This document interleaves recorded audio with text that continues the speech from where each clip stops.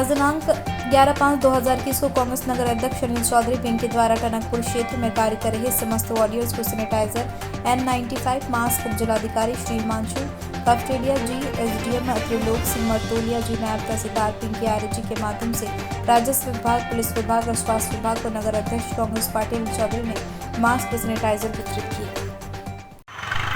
जो इस समय विषम परिस्थिति चल रही है भारतवर्ष में, जो कोरोना जैसी महामारी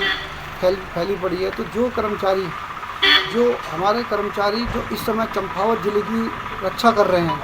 जो दिलो जान से दिन रात मेहनत करके हमारे चंपावत वासियों को बचा रहे हैं, तो उसी क्रम में आज हमने स्वास्थ्य कर्मचारी, सफाई कर्मचारी, राजस्व और पुलिस विभाग को N95 के मास्क और सैनिटाइज़र देके उनको सम्मान किया है, ताकि उनका हौसला बढ़ाया है, ताकि वो डरे नहीं और उनको ये लगे कि उनके पीछे जनप्रतिनिधि है। और भी हमसे आने वाले समय में जितनी मदद हो पाएगी हम प्रशासन की करेंगे, और जब भी प्रशासन हमें किसी भी समाज सेवा के लिए बुलाएगा तो हम उसके लिए सबसे आगे, हम कांग्रेस के लोग सबसे आगे रहेंगे। ये हम सेवा निस्वार्थ भाव से कर रहे हैं, क्योंकि देश हमारा है और हमें अपने देश को बचाना है।